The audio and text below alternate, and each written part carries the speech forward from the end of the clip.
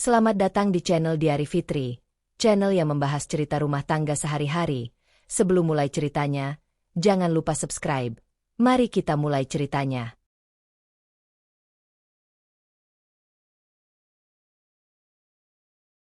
Suara piring yang beradu pelan di dapur menjadi satu-satunya penenang bagi Dinda sore itu. Ia sengaja memperlambat gerakannya, berharap kesibukan kecil bisa mengusir rasa sepi yang belakangan sering datang tanpa sebab. Namun percakapan dari ruang tamu menghentikan geraknya. Kalau Laras jadi masuk keluarga ini, usaha Arman bisa berkembang. Suara Bu Ratna terdengar jelas, tegas, penuh keyakinan. Nama itu membuat tangan Dinda kaku. Laras. Beberapa minggu terakhir, nama itu sering muncul di sela obrolan Arman dan ibunya. Seorang janda yang, menurut Bu Ratna, sudah mapan, punya tabungan besar, dan koneksi bisnis.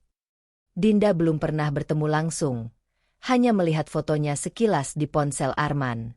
Wanita berpenampilan rapi dengan senyum percaya diri. "Aku juga capek, Bu," jawab Arman pelan. "Modal usaha selalu kurang. Kalau Laras bersedia bantu, kenapa tidak kita pikirkan?" Dada Dinda terasa ditekan sesuatu yang tak terlihat. Ia berdiri diam di balik dinding, tanpa sengaja menjadi pendengar yang tak diundang. Bu Ratna menghela napas panjang. "Kamu sudah 3 tahun menikah, Men. Sampai sekarang belum ada cucu." Dinda baik, tapi baik saja tidak cukup. Rumah tangga itu butuh penerus. Kalimat itu seperti pisau lama yang diasah kembali. Luka yang belum sembuh, disentuh lagi. Dinda menunduk. Ia sudah berkali-kali memeriksakan diri. Dokter mengatakan tidak ada masalah serius. Hanya perlu waktu. Arman pun diperiksa. Hasilnya sama. Tapi di rumah ini, yang selalu dipertanyakan hanya dirinya. "Dinda sudah berusaha, Bu," Arman berkata datar. "Bukan pembelaan. Hanya formalitas." "Berusaha belum tentu berhasil," sahut Bu Ratna cepat. "Laras itu janda, tapi dia sehat. Dan yang paling penting, dia siap bantu usaha kamu. Kamu laki-laki, Men. Kamu harus pikirkan masa depan." Kata masa depan terasa berat dan asing di telinga Dinda. Seolah masa depan itu tak lagi menyertakan dirinya. Langkahnya akhirnya bergerak keluar dari dapur. Ia berdiri di ambang ruang tamu. Arman duduk di sofa dengan wajah lelah, sementara Bu Ratna tegak di kursi, seperti hakim yang sedang membacakan putusan. Mereka terdiam sejenak melihat Dinda. "Ada apa, Bu?" tanya Dinda pelan, menjaga suaranya tetap stabil. Bu Ratna tidak terlihat terkejut, justru seolah sudah menunggu. "Kamu dengar saja sekalian, Din, biar tidak salah paham." Arman mengusap wajahnya. "Ini cuma pembicaraan, Din. Jangan langsung berpikir macam-macam." "Pembicaraan tentang apa?" Dinda menatap suaminya, berusaha membaca isi matanya. Bu Ratna menjawab lebih dulu. Tentang kemungkinan Arman menikah lagi. Kalimat itu diucapkan tanpa jeda, tanpa rasa bersalah. Ruangan mendadak terasa lebih sempit. Dinda tidak menangis, tidak marah. Ia hanya merasa kosong. Seperti seseorang yang baru saja dijatuhi vonis tanpa kesempatan membela diri. "Menikah lagi," ulangnya pelan. "Poligami itu bukan dosa," Bu Ratna menambahkan cepat. "Apalagi kalau tujuannya baik. Laras bisa bantu modal usaha Arman. Kamu tahu sendiri kondisi keuangan kalian." Setiap kata seperti menekan bahunya lebih dalam. Arman akhirnya berbicara. Suaranya terdengar lelah, bukan kejam. "Ini bukan soal menggantikan kamu, Din. Ini demi usaha. Demi masa depan kita semua." "Kita semua." Dinda hampir tersenyum getir. "Sejak kapan? Kita berarti berbagi suami dengan wanita lain? Dan soal cucu," Bu Ratna melanjutkan. Nada suaranya melembut tapi tetap menusuk. "Ibu hanya ingin melihat Arman punya keturunan sebelum ibu terlalu tua." Dinda menatap lantai. 3 tahun menikah, Ia sudah menahan banyak hal. Sindiran halus saat acara keluarga. Pertanyaan tetangga yang tak ada habisnya. Doa-doa yang terasa seperti tudingan. Ia selalu bertahan karena Arman. Karena percaya suaminya akan berdiri di sampingnya. Jadi, kamu setuju? Tanya Dinda pada Arman. Arman tidak langsung menjawab. Ia menarik napas panjang. Aku cuma berpikir realistis. Din. Laras tidak menuntut banyak. Dia cuma ingin jadi bagian dari keluarga ini. Bagian. Kata itu membuat Dinda sadar sesuatu. Ia bukan lagi pusat rumah tangga ini. Ia hanya satu dari beberapa kemungkinan. Perasaan malu, marah, dan takut bercampur jadi satu. Namun yang paling kuat adalah rasa tidak cukup. Seolah seluruh keberadaannya diringkas menjadi satu kegagalan. Belum memberi anak. Aku butuh waktu, ucap Dinda akhirnya. Bu Ratna mendecak pelan. Waktu tidak akan mengubah kenyataan. Tapi bagi Dinda, waktu adalah satu-satunya yang masih ia miliki untuk menjaga harga dirinya. Ia berbalik menuju kamar. Setiap langkah terasa berat. Namun di dalam kepalanya ada suara kecil yang mulai berani berbicara. Kalau ia diam, semua akan dianggap setuju. Di dalam kamar, Dinda duduk di tepi ranjang. Tangannya gemetar, tapi matanya kering. Ia tidak ingin menangis malam ini. Untuk pertama kalinya sejak menikah, ia bertanya pada dirinya sendiri, apakah bertahan berarti mengorbankan diri? Di luar kamar, ia masih bisa mendengar suara Bu Ratna yang terus berbicara tentang Laras dan modal usaha. Nama itu kini bukan sekadar nama. Ia adalah ancaman. Dinda memejamkan mata, mencoba menguatkan napasnya. Ia belum mengambil keputusan besar. Belum melawan. Belum menyerah. Namun satu hal berubah malam itu. Ia tidak lagi takut kehilangan Arman. Ia mulai takut kehilangan dirinya sendiri. Pagi itu Dinda bangun dengan mata sembab. Bukan karena menangis, tetapi karena semalaman ia tidak benar-benar tidur. Kalimat Arman terus berputar di kepalanya. Ini demi masa depan kita semua. Kata, kita, terdengar asing. Seolah ia tidak lagi berada di dalamnya. Ia sedang menyeduh teh ketika suara mobil berhenti di depan rumah. Suara pintu mobil dibuka. Disusul langkah sepatu hak tinggi yang tegas dan mantap. Dinda belum perlu melihat untuk tahu siapa yang datang. Bu Ratna sudah berdiri lebih dulu di teras. Wajahnya berubah cerah. Nah, itu dia orangnya, katanya dengan nada bangga. Arman keluar dari kamar sambil merapikan kemeja. Tidak ada tatapan bersalah di wajahnya. Hanya keseriusan, seperti akan menerima tamu penting. Pintu terbuka. Seorang perempuan melangkah masuk dengan gaun panjang berwarna krem. Tas bermerek tergantung di lengannya. Rambutnya disanggul rapi. Wajahnya dipoles tipis namun presisi. Senyumnya lebar. Terlalu terlatih untuk disebut alami. Assalamualaikum, ucapnya ringan. Waalaikumsalam, jawab Bu Ratna cepat, hampir mendahului Dinda. Ini Laras, kata Arman akhirnya, menoleh pada Dinda tanpa ekspresi jelas. Yang kemarin ibu ceritakan. Laras menoleh pada Dinda, menatapnya dari ujung kepala sampai kaki dalam satu kedipan singkat, lalu tersenyum manis. Akhirnya kita bertemu juga, Mbak Dinda. Saya sering dengar cerita tentang Mbak. Dinda membalas senyum itu, tipis. Cerita yang bagaimana? Oh, yang baik-baik saja, jawab Laras cepat. Mbak istri yang sabar, setia mendukung Mas Arman. Kata-kata itu terdengar seperti pujian, tetapi di baliknya ada nada yang sulit dijelaskan. Seolah Dinda diposisikan sebagai bagian dari masa lalu yang akan segera digantikan. Mereka duduk di ruang tamu. Bu Ratna dengan jelas mempersilakan Laras duduk di sofa utama, tempat yang biasanya ditempati Dinda saat menerima tamu keluarga. Detail kecil itu terasa seperti pergeseran posisi yang nyata. Aku sudah lihat proposal usaha Mas Arman, ujar Laras sambil mengeluarkan map dari tasnya. Menurut saya, ini potensial sekali. Sayang kalau berhenti karena kekurangan modal. Arman terlihat hidup ketika membicarakan itu. Iya, aku juga yakin bisa berkembang.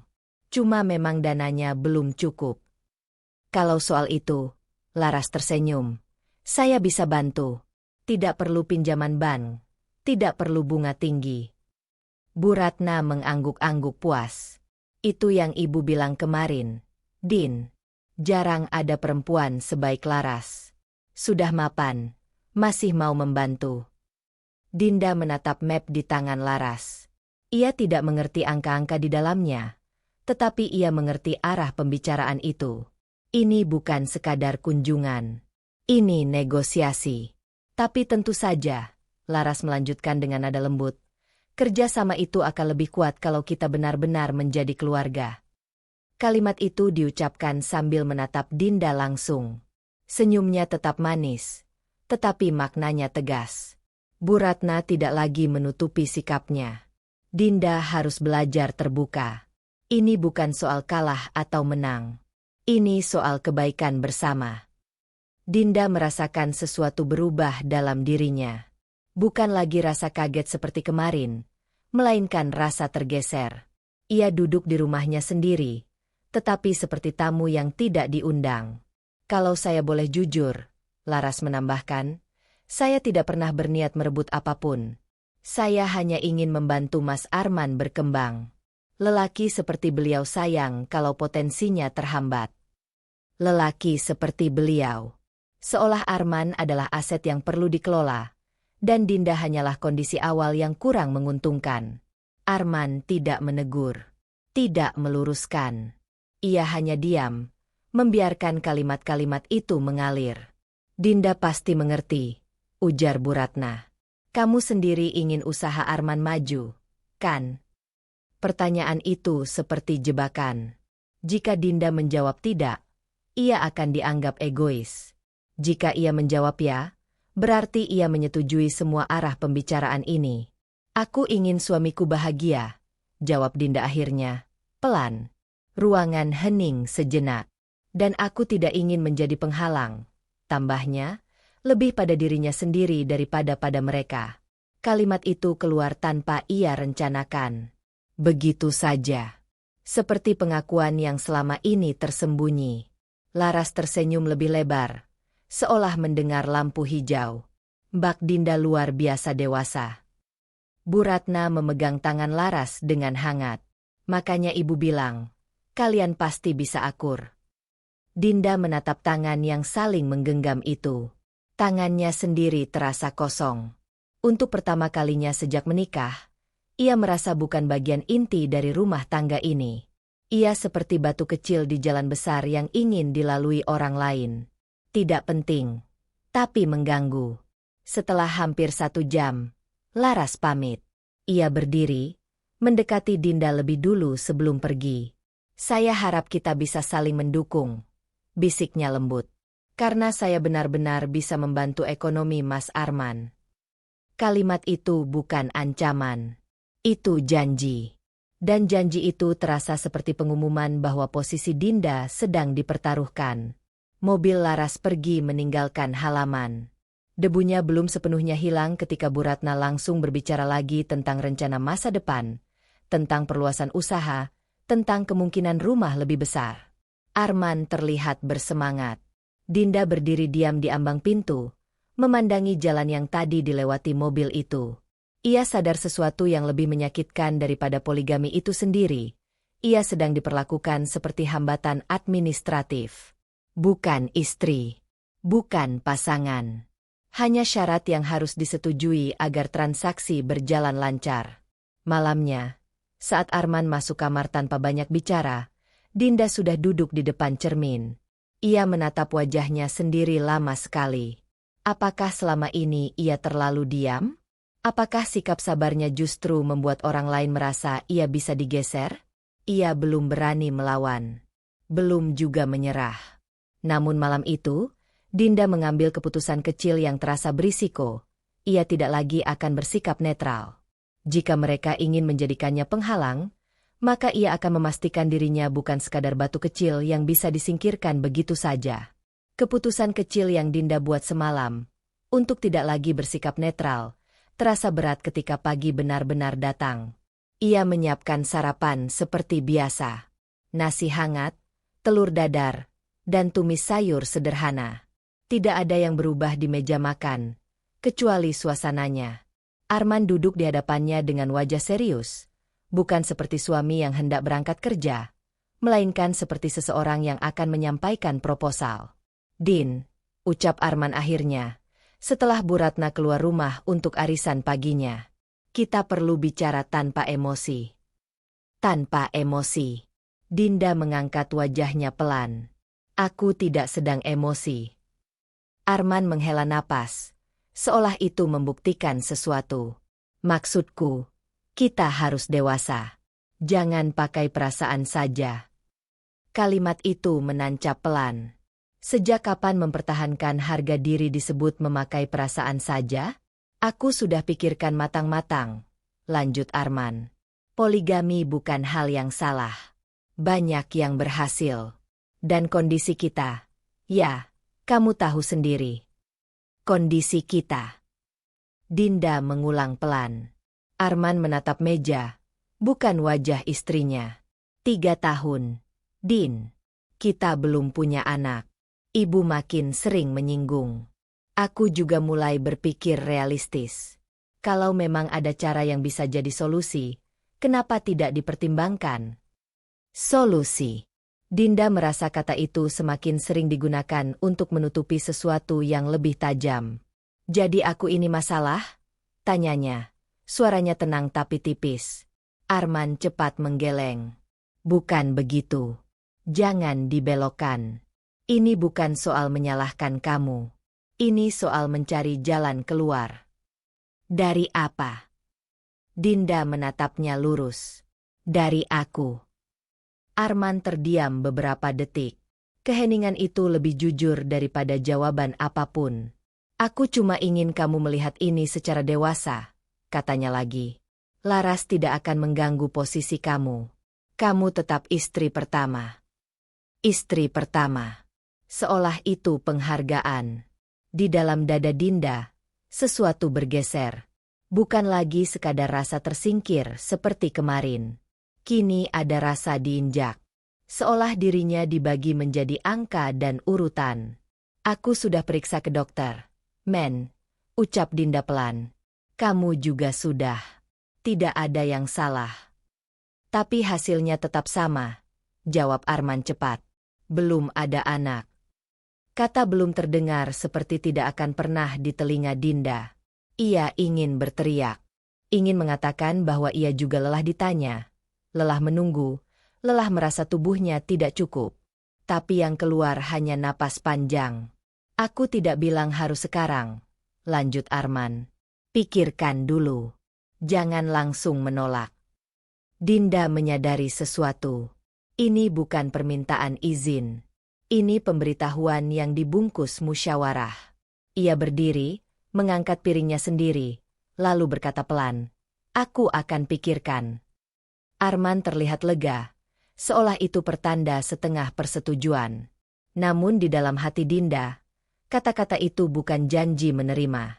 Itu adalah penundaan untuk mengumpulkan kekuatan. Siang harinya, Dinda keluar rumah untuk pertama kalinya sejak percakapan itu. Ia menemui Rina, sahabatnya sejak kuliah, satu-satunya orang yang tahu bagaimana Dinda selalu berusaha menjadi istri yang cukup. Rina sudah duduk di kafe kecil dekat rumah ketika Dinda datang. Wajahnya langsung berubah saat melihat ekspresi Dinda. "Dia serius?" tanya Rina tanpa basa-basi. Ia tahu tentang rencana poligami itu sejak 2 hari lalu. Dinda mengangguk pelan. "Dia bilang aku harus berpikir dewasa." Rina mendecak pelan. "Dewasa versi siapa?" Dinda tersenyum tipis. "Pahit. Versi yang tidak melibatkan perasaanku." Rina menatapnya lama. "Dia pakai alasan anak lagi." Dinda mengangguk.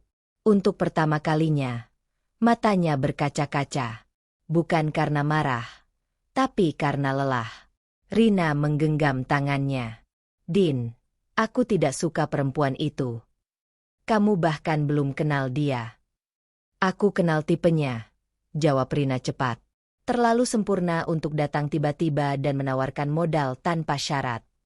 Dinda terdiam. Ia belum sampai pada tahap mencurigai Laras. Baginya, masalahnya lebih sederhana. Suaminya mempertimbangkan perempuan lain karena merasa dirinya tidak cukup. Tapi mungkin memang aku yang kurang, bisik Dinda, nyaris tak terdengar. Rina langsung menatap tajam. Jangan mulai menyalahkan diri sendiri. Itu yang mereka mau. Kalimat itu membuat Dinda tersentak kecil. Maksudku, lanjut Rina, lebih lembut. Kalau Laras benar-benar sekaya itu, kenapa dia mau berbagi suami?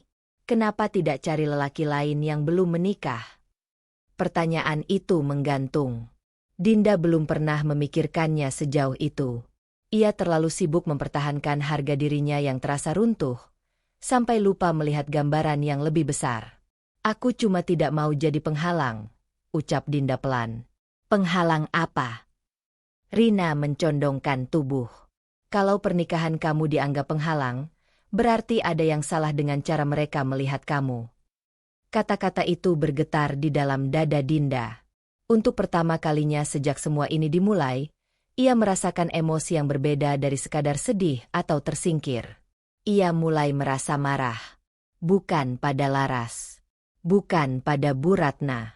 Pada situasi yang membuatnya mempertanyakan nilainya sendiri. Sore itu, ketika Dinda pulang, ia berdiri sejenak di depan rumah sebelum masuk.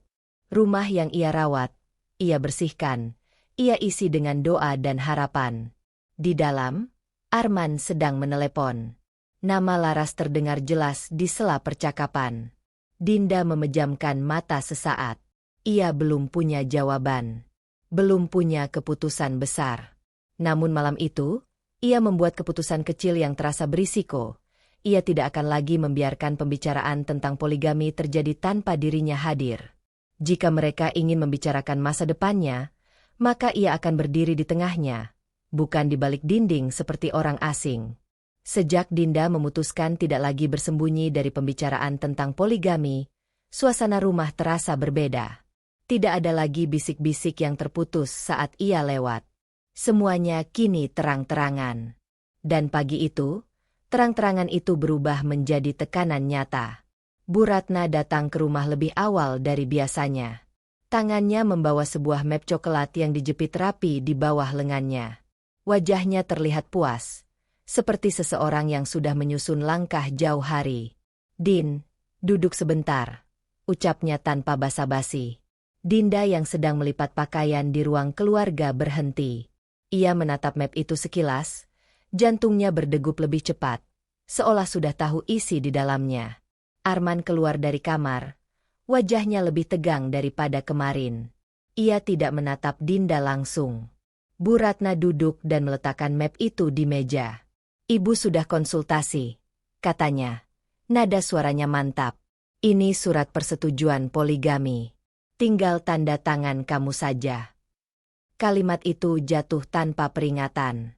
Dinda menatap map itu lama. Selembar kertas yang bisa mengubah seluruh hidupnya, diletakkan begitu saja di atas meja yang biasa ia gunakan untuk menyajikan makanan. "Cepat sekali," ucap Dinda pelan. "Tidak ada yang cepat kalau sudah dipikirkan matang-matang," sahut Bu Ratna. Laras juga tidak mau berlarut-larut. Dia perempuan baik, tidak ingin dianggap merebut tanpa izin. "Izin." Dinda hampir tersenyum pahit. Seolah harga dirinya bisa diringkas dalam satu tanda tangan. Arman akhirnya duduk di hadapannya. "Din, dengarkan dulu." "Aku mendengarkan," jawab Dinda. Suaranya tenang, meski dadanya terasa sesak. "Kita sudah bicara soal ini," lanjut Arman. "Ini bukan soal mengganti kamu. Ini solusi. Secara agama diperbolehkan. Secara ekonomi juga jelas menguntungkan." Dinda menatapnya. "Jadi ini sudah keputusan?" Arman terdiam beberapa detik sebelum menjawab. "Ini pilihan terbaik. Bukan pilihan bersama. Bukan mari kita putuskan. Hanya pilihan terbaik, menurutnya." Bu Ratna mendorong map itu lebih dekat. "Tanda tangan saja. Kamu akan tetap di rumah ini. tetap jadi istri pertama. Tidak ada yang berubah.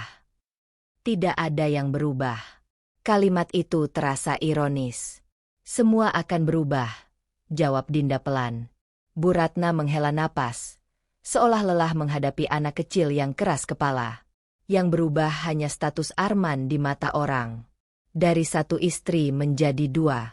Tapi kamu tetap punya tempat. Tempat. Sekarang ia disebut tempat. Arman mencoba melembutkan suaranya. Din, aku tidak ingin bertengkar. Aku hanya ingin kamu melihat ini dari sisi yang lebih luas.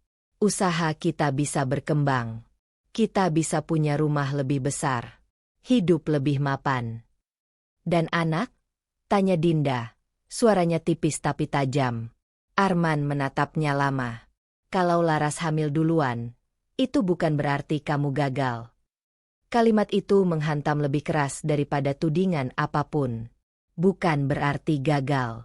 Artinya kemungkinan itu sudah dihitung. Dinda merasakan sesuatu di dalam dirinya mulai terbelah. Satu sisi ingin bertahan. Bertahan demi pernikahan yang ia bangun 3 tahun terakhir. Demi janji yang pernah diucapkan Arman dengan penuh keyakinan. Sisi lain ingin berdiri, pergi, dan menyelamatkan harga dirinya yang terasa diinjak. Tangannya bergerak menyentuh map itu. Kertasnya terasa dingin. Kalau aku tidak tanda tangan, tanyanya pelan. Bu Ratna langsung menjawab, kamu akan menghambat niat baik. Dan kamu tahu sendiri, Arman tetap bisa mengajukan izin ke pengadilan. Ancaman itu tidak disamarkan. Arman tidak membantah. Itu yang paling menyakitkan. Dinda menyadari, posisi tawarnya sedang diuji. Ia tidak dipaksa dengan teriakan. Ia ditekan dengan logika, agama, dan ekonomi. Semua terdengar rasional. Semua membuat penolakannya terlihat emosional. Aku butuh waktu, ucapnya lagi.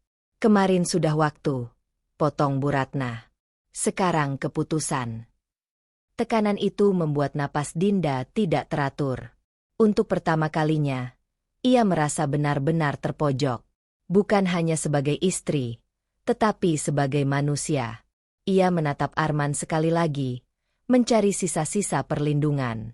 Apa kamu benar-benar menginginkan ini? Arman menunduk sesaat sebelum menjawab. Aku menginginkan masa depan yang lebih baik. Jawaban itu tidak menyebut namanya. Dinda menarik tangannya dari map itu. Aku tidak akan tanda tangan sekarang. Bu Ratna berdiri. Wajahnya berubah keras. Keras kepala tidak akan menyelesaikan apa-apa. Mungkin, jawab Dinda pelan. Tapi menandatangani sesuatu yang belum siap aku terima juga bukan solusi. Arman terlihat frustrasi. Din, jangan membuat semuanya rumit. Dinda menatapnya dengan tatapan yang belum pernah ia berikan sebelumnya. Ini hidupku. Bagaimana mungkin ini tidak rumit? Keheningan memenuhi ruangan. Ketegangan tidak lagi tersembunyi. Bu Ratna mengambil map itu kembali, tapi tidak memasukkannya ke tas. Ibu beri kamu 3 hari. Setelah itu, ibu tidak mau dengar alasan lagi. 3 hari. Batas waktu untuk menentukan apakah ia akan berbagi suami atau mempertahankan dirinya. Setelah Bu Ratna pergi, Arman berdiri lama di ruang tamu. Aku harap kamu tidak menyesal, katanya sebelum masuk ke kamar. Dinda tetap duduk di sofa. Tangannya gemetar, bukan karena takut, tetapi karena beban pilihan yang semakin nyata. Bertahan berarti menerima poligami dan menekan harga dirinya lebih dalam. Melepaskan berarti kehilangan pernikahan yang selama ini ia jaga. Malam itu, Dinda menyimpan surat itu di laci meja, bukan untuk ditandatangani, tetapi untuk dihadapi. Dan untuk pertama kalinya, ia mempertimbangkan kemungkinan yang sebelumnya terasa mustahil. Bagaimana jika solusi terbaik bukan menerima, melainkan pergi? 3 hari. Batas waktu itu seperti jam pasir yang terus menetes di kepala Dinda. Setiap pagi ia bangun dengan perasaan dikejar sesuatu yang tak terlihat. Surat persetujuan poligami masih tersimpan di laci meja, tak disentuh, tapi terasa lebih berat dari benda apapun di rumah itu. Arman semakin jarang berada di rumah. Kalaupun ada, ia sibuk dengan ponselnya. Nama Laras kini tak lagi dibisikkan. Ia disebut terang-terangan. Aku ada meeting sama Laras siang ini, ucap Arman sambil merapikan kemeja di depan cermin. Meeting. Kata itu terdengar profesional, seolah semua ini murni bisnis. Meeting di mana? Tanya Dinda pelan. Di kafe dekat kantor dia, jawab Arman singkat. Bahas detail investasi.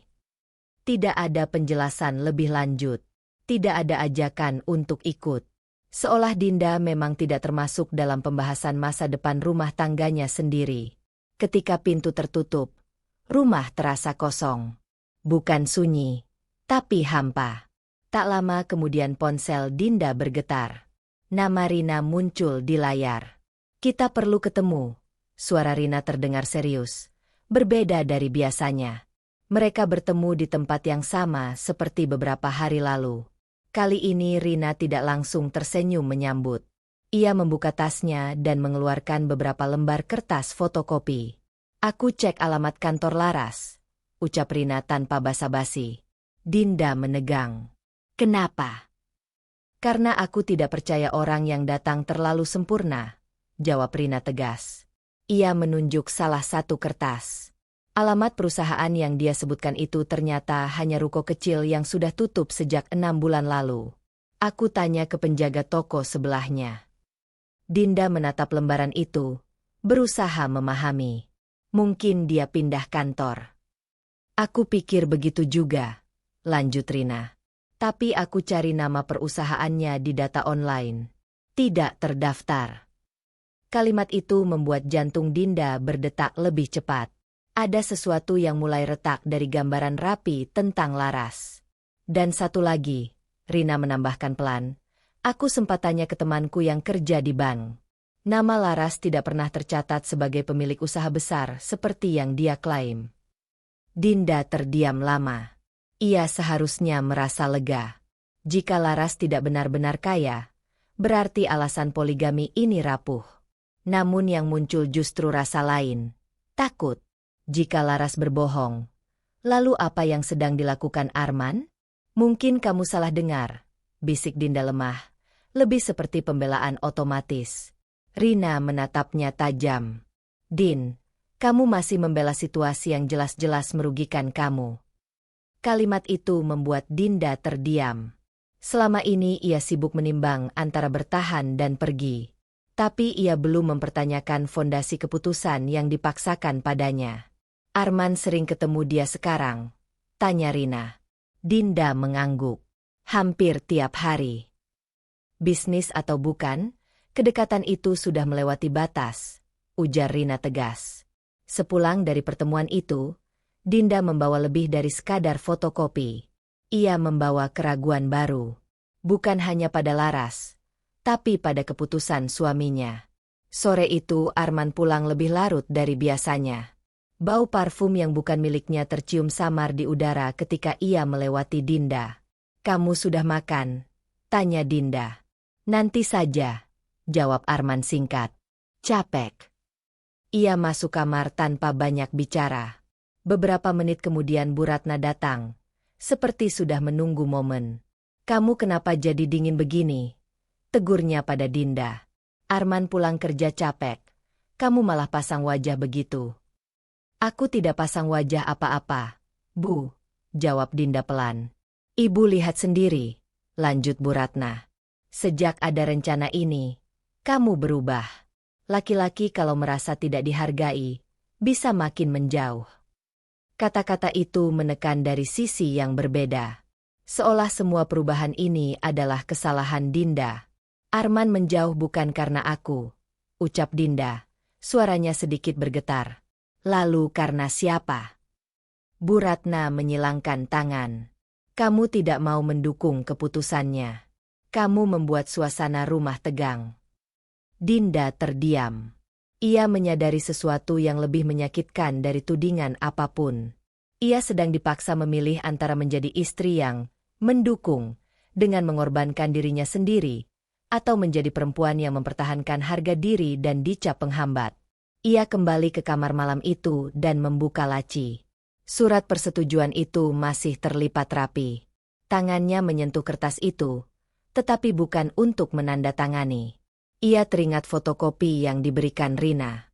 Jika Laras tidak sekuat yang ia klaim, maka alasan ekonomi yang selalu diulang Arman bisa runtuh sewaktu-waktu. Namun pertanyaannya kini berbeda. Bukan lagi, apakah ia akan menerima poligami? Melainkan, apakah ia rela kehilangan dirinya demi keputusan yang bahkan mungkin dibangun di atas kebohongan?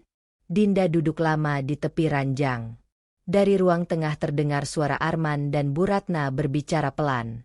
Ia tidak lagi mencoba mendengar diam-diam. Ia bangkit. Langkahnya menuju ruang tengah terasa mantap, meski jantungnya berdegup keras. Malam itu, untuk pertama kalinya, Dinda memutuskan sesuatu yang kecil tapi berisiko. Ia akan mencari tahu sendiri siapa sebenarnya Laras. Bukan untuk menjatuhkan siapapun, tetapi untuk memastikan bahwa jika ia harus kehilangan sesuatu, itu bukan karena ia dibodohi dalam diam. Keputusan kecil untuk mencari tahu sendiri tentang Laras membuat Dinda lebih tenang di permukaan, tetapi gelisah di dalam. Ia belum bergerak jauh, baru sebatas menghubungi 1-2 kenalan lama yang mungkin tahu nama itu. Namun langkah kecil itu sudah cukup membuatnya merasa tidak lagi sepenuhnya pasif. Pagi itu, ketika ia sedang menyapu halaman, sebuah mobil tua berhenti di depan rumah. Dinda langsung mengenali plat nomornya. Pak Hadi turun perlahan. Kemeja lengan panjangnya digulung rapi, wajahnya tampak lelah karena perjalanan, tetapi matanya tetap teduh seperti biasa. Ayah. Dinda terkejut. Kok enggak bilang dulu? Pak Hadi tersenyum tipis. Kalau bilang dulu, kamu pasti bilang tidak usah datang. Kalimat itu membuat Dinda tercekat. Ia tahu benar ayahnya tidak pernah datang tanpa alasan. Dan kalau sampai datang mendadak seperti ini, berarti sesuatu sudah cukup serius. Rina. Pasti Rina yang memberi kabar. Dinda mempersilakan ayahnya masuk. Rumah terasa berbeda ketika Pak Hadi duduk di ruang tamu. Sosoknya yang pendiam selalu membawa rasa aman sejak kecil. Namun hari ini, kehadirannya justru membuat Dinda sadar betapa rapuh posisinya.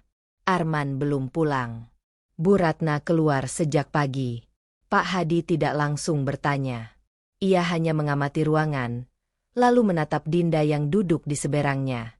Kamu kurus, ucapnya pelan. Dinda tersenyum kecil. Biasa, yah. Biasa atau dipaksa membiasakan? Pertanyaan itu sederhana, tetapi tepat sasaran. Dinda menunduk. Ia tidak pernah suka terlihat lemah di depan ayahnya. Sejak menikah, ia selalu ingin menunjukkan bahwa ia baik-baik saja. Ayah dengar sedikit dari Rina, lanjut Pak Hadi, suaranya tetap tenang. Tentang rencana Arman. Tidak ada nada marah. Tidak ada tudingan. Justru itu yang membuat dada Dinda terasa lebih berat. Aku masih pikir-pikir. Yah, jawab Dinda pelan. Pak Hadi mengangguk. Ayah tidak datang untuk marah atau mengatur. Ini rumah tangga kamu. Kalimat itu memberi ruang, bukan tekanan. Tapi ayah ingin tanya satu hal. Dinda mengangkat wajahnya. Di rumah ini, kamu masih dihargai tidak? Pertanyaan itu menghantam jauh lebih keras daripada tudingan Bu Ratna atau logika Arman. Dihargai. Bukan dicintai. Bukan dipertahankan. Dihargai. Dinda membuka mulut, tetapi tidak ada jawaban yang langsung keluar. Ia mencoba mencari momen-momen kecil yang bisa dijadikan bukti, perhatian Arman, perlindungan saat Bu Ratna menyindir, atau keputusan bersama yang melibatkan dirinya. Yang ia temukan justru diam. Pak Hadi tidak mendesak. Ia hanya menunggu. Aku masih istri sahnya, ucap Dinda akhirnya, lebih seperti pembelaan. Itu status, jawab Pak Hadi lembut. Ayah tanya soal harga diri kamu. Harga diri. Kata itu seperti pintu yang terbuka tiba-tiba. Selama ini Dinda sibuk memikirkan apakah ia akan bertahan atau tidak. Ia menimbang soal anak, soal ekonomi, soal omongan orang. Tapi ia jarang bertanya pada dirinya sendiri, apakah ia masih dihormati sebagai manusia. Ayah tidak ingin kamu bertahan hanya karena takut disebut gagal, lanjut Pak Hadi. Dan ayah juga tidak ingin kamu pergi hanya karena marah. Ayah ingin kamu memilih karena kamu tahu nilai diri kamu. Mata Dinda mulai panas. Ayah tidak marah? Tanyanya pelan. Pak Hadi tersenyum tipis. Marah itu mudah. Tapi hidup kamu bukan soal kemarahan ayah. Kalimat itu membuat Dinda merasa kecil sekaligus kuat. Ia teringat bagaimana Arman berbicara tentang solusi. Bagaimana Bu Ratna berbicara tentang cucu dan masa depan. Bagaimana Laras berbicara tentang investasi. Semua orang punya alasan. Tapi tidak ada yang bertanya apakah ia baik-baik saja. Sore itu Arman pulang dan terkejut melihat Pak Hadi. Oh, Pak Hadi, ucapnya, sedikit kaku. Ada apa, Pak? Hanya ingin memastikan anak saya tidak sendirian, jawab Pak Hadi datar, tanpa menyerang. Arman terlihat tidak nyaman. Ia mencoba menjelaskan lagi tentang rencana poligami, tentang agama, tentang ekonomi. Kali ini nadanya lebih hati-hati. Pak Hadi mendengarkan tanpa memotong. Kalau itu keputusan kamu sebagai laki-laki, ucap Pak Hadi akhirnya, pastikan kamu juga siap menanggung konsekuensinya sebagai laki-laki. Kalimat itu menggantung di udara. Malamnya, setelah Pak Hadi pamit kembali ke rumahnya, Dinda duduk sendirian di kamar. Pertanyaan itu terus berputar di kepalanya. Di rumah ini, kamu masih dihargai tidak? Ia mencoba menjawab dengan jujur. Ia masih diberi tempat tinggal. Masih dipanggil istri. Namun setiap keputusan besar dibahas tanpa benar-benar melibatkan hatinya. Ia tidak lagi merasa setara. Untuk pertama kalinya, keputusan yang ia pertimbangkan bukan hanya soal menerima atau menolak poligami. Ia mulai mempertimbangkan sesuatu yang lebih besar. Bagaimana jika ia benar-benar pergi? Bukan sebagai ancaman. Bukan sebagai pelarian. Tapi sebagai pilihan sadar untuk menjaga dirinya sendiri. Malam itu, Dinda membuka lemari dan menatap koper kecil di sudut bawah. Ia tidak mengeluarkannya. Belum. Namun keberadaannya kini terasa seperti kemungkinan nyata, bukan sekadar bayangan. Koper itu masih berada di sudut lemari, tertutup, tapi tidak lagi sekadar benda. Sejak malam Pak Hadi bertanya apakah ia masih dihargai, Dinda tak bisa lagi memandang rumah ini dengan cara yang sama. Ia tidak jadi pergi. Namun ia juga tidak lagi berdiri di tempat yang sama. Malam itu, udara terasa lebih berat dari biasanya. Arman pulang lebih awal. Wajahnya tegang. Bu Ratna duduk di ruang tamu, seolah sudah menunggu momen tertentu. Dinda sedang di dapur ketika Arman memanggilnya. Din, kesini sebentar. Nada suaranya bukan permintaan.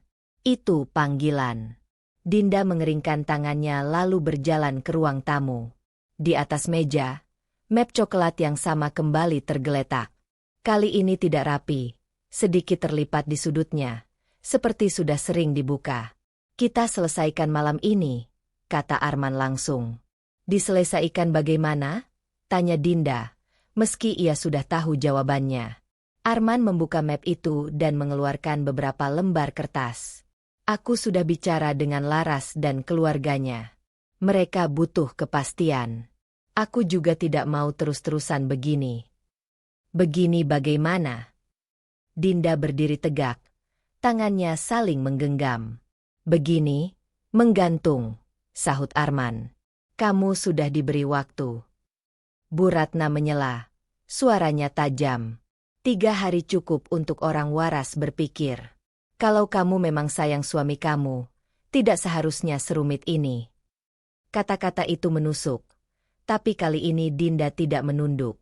Arman mendorong kertas itu mendekat. Tanda tangan saja, Din. Semua akan lebih mudah. Mudah untuk siapa? Tanya Dinda. Arman menahan napas, lalu menjawab dengan nada lebih keras. Untuk kita semua. Untuk usaha. Untuk keluarga. Untuk masa depan. Dan untuk harga diri aku, suara Dinda tetap pelan, tapi tegas. Bu Ratna tertawa kecil, tanpa humor. Harga diri apa? Kamu belum bisa kasih cucu, belum bisa bantu ekonomi, sekarang masih mau bicara harga diri. Kalimat itu seperti tamparan. Tidak berguna. Itu yang sebenarnya ingin mereka katakan. Kamu tahu tidak rasanya jadi ibu yang ditanya terus kapan punya cucu? Lanjut Bu Ratna tanpa memberi jeda. Ibu yang malu setiap kumpul keluarga? Kamu cuma memikirkan perasaan kamu sendiri. Dinda merasakan darahnya berdesir. Selama ini ia menahan kalimat-kalimat seperti itu, menganggapnya sebagai luapan emosi orang tua. Tapi malam ini berbeda. Arman berdiri. Ibu benar. Kamu harus realistis. Din, ini bukan soal kamu kalah. Ini soal kamu mengerti posisi kamu. Posisi kamu. Dinda menatap suaminya lama. 3 tahun lalu, laki-laki itu berdiri di hadapannya dan berjanji akan menjadikannya satu-satunya. Kini ia berbicara tentang posisi seperti membagi kursi dalam rapat. Kalau aku tidak tanda tangan, tanyanya sekali lagi. Arman menatapnya tajam. Jangan paksa aku ambil jalur lain. Ancaman itu akhirnya diucapkan terang-terangan. Ruangan menjadi sunyi. Hanya detak jam dinding yang terdengar. Dinda merasakan sesuatu berubah di dalam dirinya. Bukan lagi kebingungan. Bukan lagi sekadar luka. Kini ada batas yang disentuh terlalu jauh. Ia melangkah mendekat ke meja. Tangannya meraih lembaran surat itu. Arman terlihat sedikit lega. Mengira ia akhirnya menyerah. Bu Ratna menyilangkan tangan dengan wajah puas. Dinda membaca sekilas isi surat itu. Namanya tercetak jelas di sana. Istri pertama yang menyetujui suaminya menikah lagi. Tinta hitam yang menunggu tanda tangan. Tangan Dinda gemetar. Tapi bukan karena ragu. Ia teringat pertanyaan ayahnya. Di rumah ini, kamu masih dihargai tidak? Ia teringat tatapan Laras yang penuh percaya diri. Ia teringat dirinya sendiri. Duduk sendirian bertanya apakah ia cukup. Perlahan, Dinda melipat surat itu. Arman mengernyit. Din, jangan buat drama. Tanpa menjawab, Dinda berjalan ke arah dapur. Bu Ratna berdiri. Bingung. Ngapain kamu? Tanya Arman. Nadanya naik. Dinda berhenti di depan tempat sampah. Ia membuka lipatan surat itu sekali lagi, menatap namanya untuk terakhir kali. Lalu, dengan satu gerakan tegas, ia menjatuhkannya ke dalam tempat sampah. Kertas itu terlipat tak berdaya di antara sisa bungkus sayur dan plastik. Sunyi. Benar-benar sunyi. Apa yang kamu lakukan? Suara Arman meledak. Untuk pertama kalinya sejak semua ini dimulai, Dinda tidak mundur. Aku menolak, ucapnya jelas. Bu Ratna maju selangkah. Kamu tidak tahu diri. Tidak, jawab Dinda. Suaranya bergetar tapi kuat. Aku baru sadar diri. Arman menatapnya seolah tidak mengenali perempuan di depannya. Kamu mau hancurkan semua? Tanyanya. Dinda menatap balik. Yang menghancurkan bukan aku. Tangannya masih gemetar. Jantungnya berdetak keras. Ia tahu ini belum akhir. Justru ini awal dari sesuatu yang lebih besar. Arman mengambil surat itu dari tempat sampah. Wajahnya merah padam. Kamu akan menyesal. Mungkin, jawab Dinda pelan. Tapi bukan malam ini. Untuk pertama kalinya, ia melawan. Dan untuk pertama kalinya, ia tahu konsekuensinya akan datang lebih cepat dari yang ia kira. Malam setelah surat poligami itu mendarat di tempat sampah, rumah terasa seperti medan perang yang belum selesai. Dinda tidak tidur. Ia duduk di lantai kamar, bersandar pada sisi ranjang yang dulu terasa hangat. Dadanya masih naik turun oleh sisa keberanian yang semalam ia paksa keluar. Bukan lega yang ia rasakan, melainkan sunyi yang mengancam. Di luar kamar, suara Bu Ratna, Ibu Arman, masih terdengar berbisik-bisik tajam. Perempuan itu tidak lagi berusaha menyembunyikan kebenciannya. Perempuan tak tahu diri, ucapnya cukup keras agar Dinda mendengar. Suami mau berbuat baik, malah dilawan. Dinda memejamkan mata. Semalam ia membuang surat itu. Hari ini ia harus menentukan langkah berikutnya. Jika ia diam, semuanya akan kembali seperti sebelumnya. Tekanan, hinaan, dan ancaman poligami yang menggantung seperti pisau di atas kepalanya. Ia tidak ingin menunggu lagi.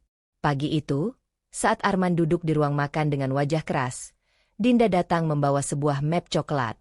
Tangannya gemetar, tapi langkahnya tidak goyah. Arman menatapnya tajam. Masih keras kepala. Dinda meletakkan map itu di atas meja. Ini jawaban aku. Arman membuka map itu dengan gerakan kasar. Begitu melihat judulnya, wajahnya memerah. Surat gugatan cerai. Apa ini? Suaranya meninggi. Kamu berani-beraninya. Dinda menahan napas. Jantungnya berdetak liar. Tapi kali ini bukan karena takut. Aku tidak akan berbagi suami. Kalau Mas merasa tidak cukup dengan aku, silakan. Tapi bukan dengan status istri. Kursi Arman bergeser keras saat ia berdiri. Kamu egois. Dinda, kamu pikir hidup ini cuma soal perasaan kamu? Aku laki-laki.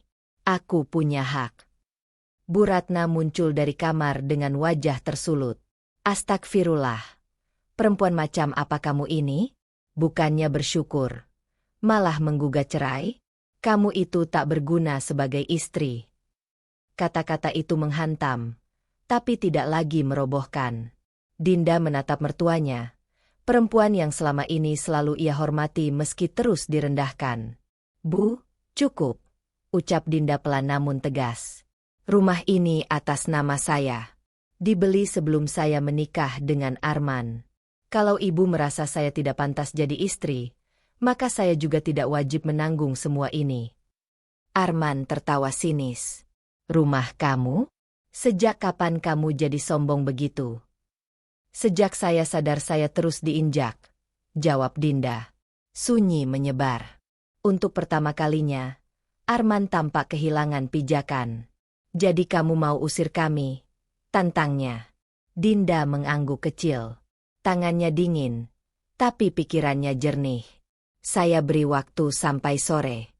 Setelah itu, tolong tinggalkan rumah saya. Bu Ratna menjerit kecil. Kurang ajar. Berani-beraninya kamu mengusir suami sendiri. Suami. Kata itu dulu terasa sakral. Kini terasa seperti rantai. Arman melangkah mendekat. Wajahnya hanya sejengkal dari Dinda. Kamu akan menyesal. Di luar sana kamu bukan siapa-siapa. Tidak ada yang mau perempuan keras kepala seperti kamu. Biasanya ancaman seperti itu akan membuat Dinda mengecil. Namun hari ini berbeda. Ia justru melihat sesuatu yang baru. Ketakutan di mata Arman. Bukan takut kehilangan istri, tetapi takut kehilangan kontrol. Aku lebih takut kehilangan diriku sendiri, ucap Dinda lirih. Arman membanting map itu ke lantai. Baik. Kamu mau perang? Kita perang. Siang itu rumah dipenuhi suara koper ditarik, lemari dibuka paksa, dan keluhan Bu Ratna yang tak henti-henti menyebut Dinda sebagai anak durhaka pada suami. Setiap bunyi seperti mengetuk jantungnya. Setiap langkah Arman menuju pintu seperti mengguncang sisa keyakinannya. Apakah ia benar?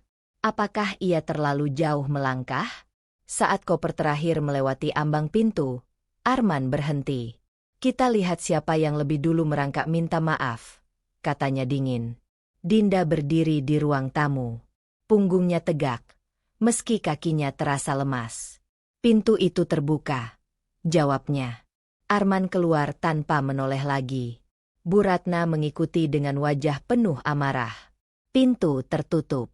Dan untuk pertama kalinya dalam beberapa bulan terakhir, rumah itu sunyi tanpa tekanan. Namun sunyi itu bukan tanpa beban. Dinda bersandar pada pintu yang baru saja ia tutup. Air matanya jatuh pelan. Bukan karena ia kalah, tetapi karena ia akhirnya menang melawan ketakutannya sendiri. Harga dirinya yang selama ini diinjak-injak perlahan berdiri kembali.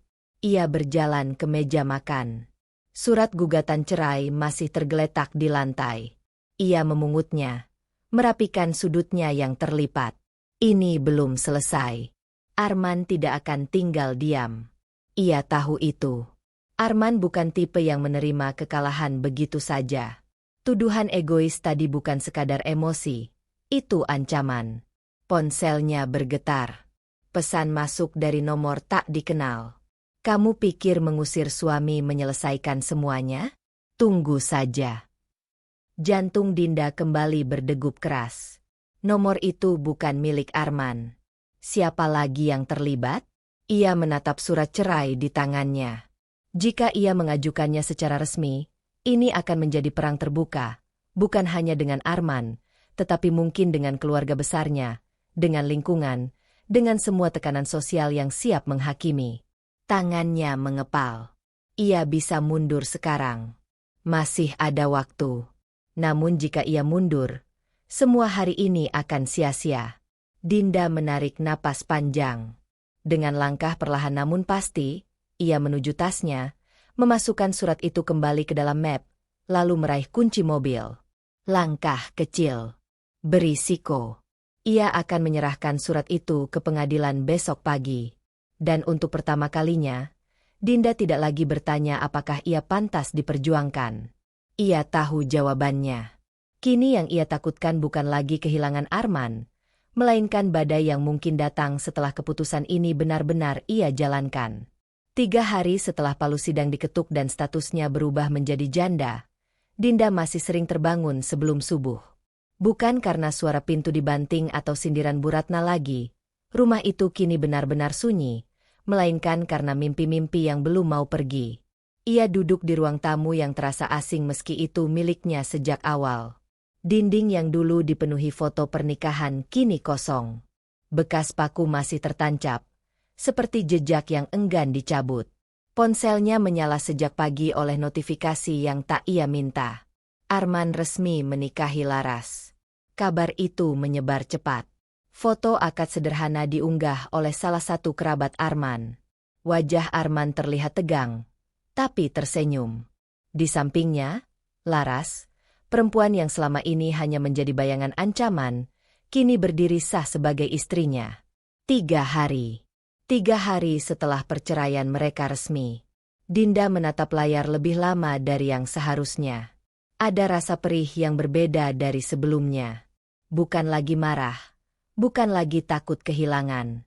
Ini lebih seperti luka yang disentuh kembali sebelum sempat mengering. Ia mematikan layar. Pintu depan diketuk pelan. "Din?" Suara Rina terdengar dari luar. Rina adalah sahabat Dinda sejak kuliah. Satu-satunya yang tahu betul bagaimana Arman berubah perlahan setelah menikah. Rina tidak pernah menyukai Arman, tapi ia juga tidak pernah memaksa Dinda membenci suaminya. Ia hanya selalu ada. Dinda membuka pintu. Rina langsung memeluknya tanpa banyak kata. "Aku bawa ke tembok," ujar Rina sambil mengangkat 2 kaleng kecil. "Kita mulai dari ruang tamu. Biar nggak ada lagi bayangan masa lalu." Dinda tersenyum tipis. "Kamu ini."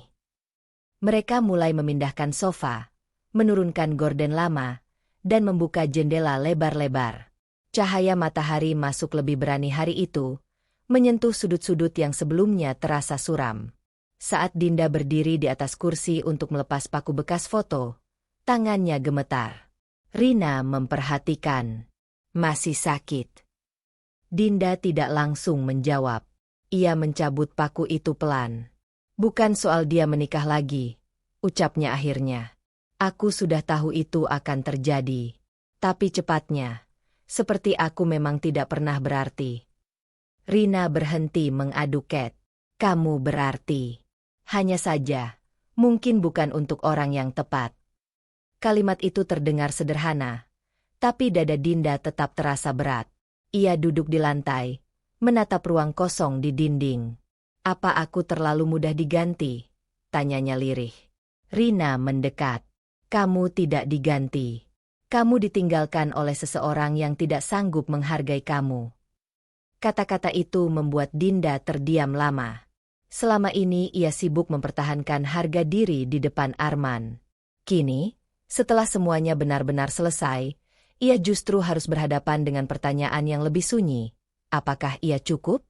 Sore hari, setelah sebagian dinding berubah warna menjadi krem lembut, rumah itu mulai terasa berbeda. Lebih terang. Lebih lega. Namun ketika Rina membuka media sosial tanpa sengaja dan melihat unggahan lain, foto Bu Ratna tersenyum lebar di rumah baru Arman, suasana kembali berubah. Bu Ratna pindah ikut mereka, ucap Rina hati-hati. Dinda menoleh. Foto itu memperlihatkan Bu Ratna duduk di ruang tamu yang terlihat lebih mewah dari rumah ini. Keterangan fotonya singkat. Alhamdulillah, hidup baru bersama anak dan menantu. Ada sesuatu yang mencubit hati Dinda. Bukan rindu. Bukan juga cemburu. Lebih seperti campuran antara kecewa dan sadar bahwa ia benar-benar telah terhapus dari cerita mereka. Mungkin ibu memang selalu menginginkan ini, ucap Dinda pelan. Menantu yang lebih muda, mungkin lebih menurut. Rina menatapnya tajam. Jangan mulai menyalahkan diri lagi. Dinda mengangguk. Tapi pikirannya terus berjalan. Jika Arman begitu cepat melanjutkan hidupnya, apakah ia juga harus melakukan hal yang sama? Apakah diam dan menata rumah cukup? Malam turun perlahan. Rina pamit setelah memastikan Dinda makan. Sendiri lagi. Dinda berdiri di tengah ruang tamu yang kini berwarna baru. Cat masih sedikit basah. Aroma segarnya memenuhi udara. Ia memutar badan pelan, mencoba merasakan perubahan itu. Ini rumahnya. Ini hidupnya. Tapi mengapa hatinya masih terasa rapuh? Ponselnya kembali bergetar. Nomor tak dikenal lagi. Selamat ya. Akhirnya kamu bebas. Tapi jangan kira semuanya selesai. Jantung Dinda berdegup keras. Pesan itu singkat, tapi nadanya mengancam. Ia menelan ludah. Siapapun pengirimnya, jelas seseorang mengikuti apa yang terjadi. Seseorang yang tidak ingin ia benar-benar tenang. Dinda menatap sekeliling rumahnya. Ruangan ini bisa ia cat ulang. Furnitur bisa ia ganti. Tapi ancaman di luar sana tidak bisa ia hapus dengan kuas. Ia duduk di sofa, memegang ponsel erat-erat. Untuk sesaat, keinginan untuk menelepon Arman muncul, bukan untuk kembali, tapi untuk bertanya apakah semua ini ulahnya. Namun ia urung. Menghubungi Arman berarti membuka pintu yang baru saja ia tutup rapat. Dinda menarik napas panjang. Ia membuka pesan itu lagi, memperhatikan nomor pengirimnya.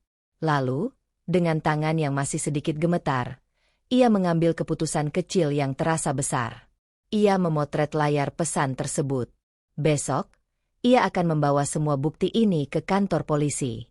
Keputusan itu membuat dadanya bergetar, antara takut dan berani. Jika ia melangkah sejauh itu, konflik ini tidak lagi hanya soal perceraian. Ini bisa menjadi sesuatu yang lebih besar, lebih rumit. Namun kali ini, Dinda tidak ingin hanya bertahan. Ia ingin melindungi dirinya. Di tengah rumah yang baru saja ia tata ulang, Dinda menyadari satu hal. Luka mungkin belum sembuh, tapi ia tidak lagi sendirian menghadapi ketakutannya sendiri. Dan besok, langkah kecilnya bisa saja memicu badai yang tak ia duga. Keputusan untuk melapor ke polisi masih menggantung di kepala Dinda ketika pagi itu ia mengemudi menuju kantor. Bukti pesan ancaman sudah tersimpan rapi di ponselnya. Semalaman ia tidak benar-benar tidur, membayangkan kemungkinan terburuk jika konflik ini melebar. Ia belum sempat ke kantor polisi. Ada rasa ragu yang tak bisa ia jelaskan. Bukan takut pada ancaman, tetapi takut membuka babak baru yang mungkin lebih melelahkan. Lampu merah di perempatan pasar membuat mobilnya berhenti. Dinda menatap lurus, pikirannya masih sibuk menimbang langkah selanjutnya, ketika sesuatu di sisi kiri jalan menarik perhatiannya. Seorang lelaki membungkuk di antara tumpukan karung hitam. Tangannya memilah botol plastik dari sampah. Kemejanya kusam, lengan digulung sembarangan. Rambutnya tak lagi tertata. Dinda membeku. Arman. Beberapa meter darinya, seorang perempuan tua dengan jilbab pudar sedang mengikat karung lain. Wajahnya terlihat lelah. Garis-garis di dahinya semakin dalam. Bu Ratna. Dunia seolah berhenti berputar. 3 hari setelah perceraian, Arman menikah dengan Laras dalam foto yang terlihat rapi dan penuh senyum. Bu Ratna bahkan tampak bangga di rumah yang lebih mewah. Lalu mengapa pagi ini mereka berdiri di pinggir jalan? Memulung? Lampu lalu lintas masih merah. Dinda tidak sadar bahwa tangannya mencengkeram setir terlalu kuat. Arman berdiri tegak sesaat. Mungkin karena merasa ada yang memperhatikan. Tatapan mereka bertemu. Hanya 1 detik. Arman langsung memalingkan wajahnya. Ia pura-pura sibuk mengikat karung. Rahangnya mengeras. Gengsi terpancar jelas. Ia tidak menyapa. Tidak juga menunjukkan keterkejutan. Seolah-olah Dinda adalah orang asing. Bu Ratna juga melihatnya. Ekspresinya campuran antara terkejut dan malu. Namun perempuan itu lebih cepat menunduk. Kembali mengaduk tumpukan sampah. Lampu berubah hijau.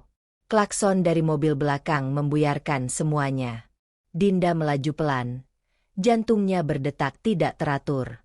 Bayangan Arman yang dulu selalu berpakaian rapi, penuh percaya diri, kontras dengan lelaki lusuh tadi. Apa yang sebenarnya terjadi? Sesampainya di kantor, ia tidak langsung turun dari mobil. Tangannya masih gemetar. Apakah foto pernikahan itu palsu? Apakah rumah mewah yang dipamerkan Bu Ratna hanya pinjaman sesaat? Atau ada sesuatu yang disembunyikan? Pikirannya kembali pada pesan ancaman beberapa hari lalu. Jangan kira semuanya selesai. Apakah ancaman itu terkait dengan kondisi Arman sekarang? Dinda memejamkan mata. Ia tidak ingin peduli. Itu bukan lagi urusannya. Mereka telah memilih jalan masing-masing. Namun bayangan Arman memulung tidak mau pergi. Siang hari, Dinda memutuskan pulang lebih cepat. Ia memutar arah menuju perempatan tadi. Hatinya berdebat sepanjang perjalanan. Untuk apa kembali? Untuk memastikan? Atau untuk memastikan bahwa ia tidak sedang berhalusinasi? Ketika ia sampai di sana, Arman dan Bu Ratna sudah tidak ada. Hanya beberapa pemulung lain yang masih sibuk bekerja. Bau sampah menusuk hidung. Seorang pria tua yang sedang duduk di atas gerobak memperhatikannya. Wajahnya penuh keriput, tapi matanya tajam. Mencari siapa? Mbak? Tanyanya. Dinda ragu menjawab. Namun rasa ingin tahunya lebih kuat. Tadi pagi ada lelaki dan perempuan tua di sini. Mereka baru. Pria itu mengangguk. Baru beberapa hari. Katanya habis ditipu. Uangnya habis semua. Jantung Dinda seperti terjatuh. Ditipu? Ulangnya pelan. Iya. Katanya mau usaha sama kenalan menantunya. Rumah juga bukan punya sendiri. Sekarang numpang di kontrakan kecil dekat rel. Kata-kata itu membuat potongan-potongan kejadian terasa janggal. Menantu. Laras? Apakah perempuan itu yang membawa Arman ke investasi palsu? Atau Arman sendiri yang gegabah? Dinda kembali ke mobil dengan langkah lambat. Dadanya terasa sesak oleh perasaan yang sulit ia beri nama. Bukan puas. Bukan juga senang melihat mereka jatuh. Justru ada rasa aneh. Antara iba dan curiga.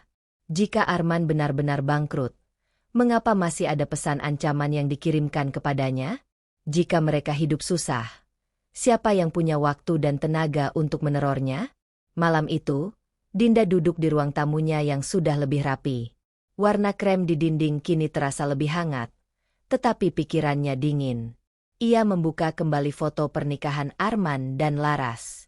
Diperhatikan lebih detail, ekspresi Arman memang tidak selega yang ia kira. Senyumnya kaku. Mata Laras terlalu tajam untuk sekadar pengantin bahagia. Dinda teringat satu hal yang belum ia pertanyakan. Ia belum pernah bertemu Laras secara langsung. Selama ini Laras hanya hadir sebagai bayangan, ancaman, dan foto. Bagaimana jika cerita yang ia dengar selama ini tidak utuh? Ponselnya kembali bergetar. Nomor tak dikenal yang sama. Jangan ikut campur. Urus hidupmu sendiri.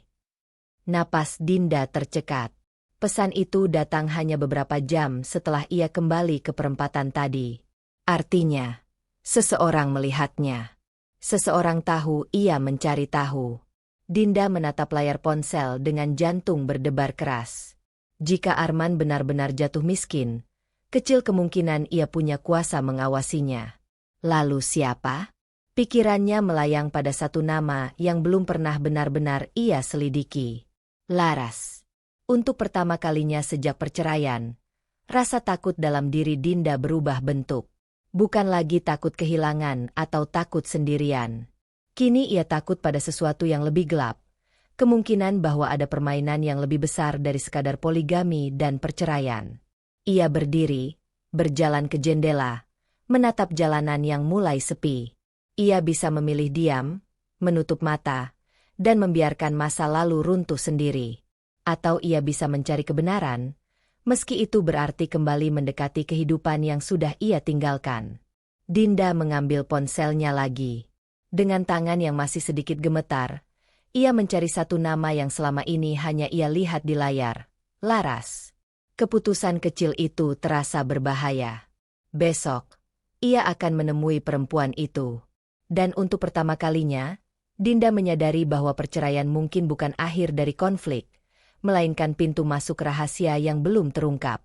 Keputusan untuk menemui Laras membuat malam Dinda dipenuhi bayangan yang tidak nyaman. Ia sudah bercerai. Ia sudah mengusir Arman. Ia sudah memilih berjalan sendiri. Namun langkahnya kini justru membawanya kembali ke lingkaran yang ingin ia tinggalkan.